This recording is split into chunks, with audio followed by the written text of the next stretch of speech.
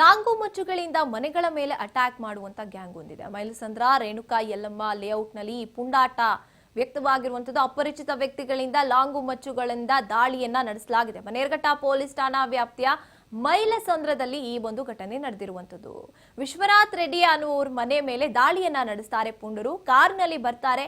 4 ಜನ ಲಾಂಗು ಮಚ್ಚುಗಳನ್ನ ಇಟ್ಕೊಂಡು ಎಂಟ್ರಿ ಕೊಡ್ತಾರೆ. ಲಾಂಗು ಮಚ್ಚಿನಿಂದ ಬಾಗಿಲನ್ನ ಧ್ವಂಸಗೊಳಿಸಿ ಒಳಗೆ ಹೋಗೋದಕ್ಕೆ ಪ್ರಯತ್ನ ನಡೆದಿರುವಂತದ್ದು.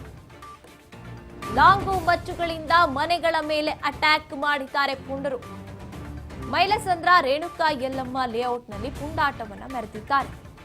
ಅಪರಿಚಿತ ವ್ಯಕ್ತಿಗಳಿಂದ ಲಾಂಗು ಮಚ್ಚುಗಳಿಂದ ದಾಳಿಯನ್ನ ನಡೆಸಲಾಗ್ತಾ ಇರುವಂತಹ ಘಟನೆ ಬನ್ನೇರಘಟ್ಟ ಪೊಲೀಸ್ ಠಾಣಾ ವ್ಯಾಪ್ತಿಯ ಮೈಲಸಂದ್ರದಲ್ಲಿ ನಡೆದಿದೆ. ವಿಶ್ವನಾಥ್ ರೆಡ್ಡಿ ಅನ್ನುವರ ಮನೆ. ಅವ್ರ ಮನೆಗೆ ಲಾಂಗು ಮಚ್ಚುಗಳನ್ನ ಇಟ್ಕೊಂಡು ಕಾರ್ನಲ್ಲಿ ಬರ್ತಾರೆ. 4 ಜನ ಎಂಟ್ರಿ ಕೊಡ್ತಾರೆ.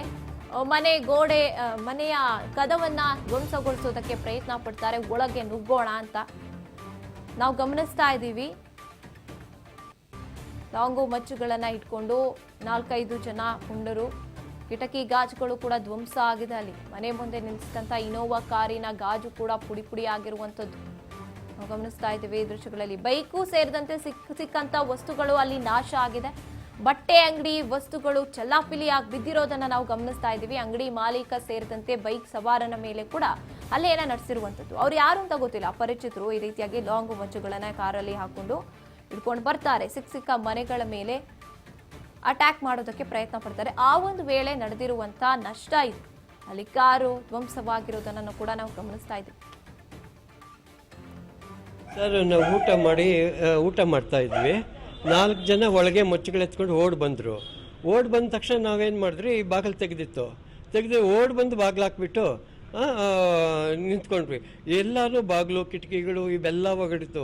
ನಾಯಿ ಬಂತು. ನಾಯಿನ ಒಂದೇ ಏಟ್ಗೆ ಹಾಕಿದ್ರು. ಆಮೇಲೆ ಕಾರು ಇದೆಲ್ಲ ಪುಡಿ ಮಾಡಿದ್ರು. ನಮ್ಗೆ ಮಾಡಲಿಲ್ಲ. ಬಾಗಿಲು ಬಂದ್ಬಿಡತ್ತೆ ಅಂತ ನಮ್ಮ ಕೈನಲ್ಲಿ ರೂಮ್ಗೆ ಹೋಗಿ ಬಾಗಿಲು ಹಾಕ್ಕೊಂಡ್ಬಿಟ್ವಿ. ಯಾರು ಅನ್ನೋದು ಗೊತ್ತಿಲ್ಲ ನಮ್ಗೆ. ಯಾರು ದುಶ್ಮನ್ಗಳೇ ಇಲ್ಲ. ಯಾರು ಅನ್ನೋದು ಗೊತ್ತಿಲ್ಲ ನಮ್ಗೆ. 4 ಜನ ಬಂದಿದ್ರು.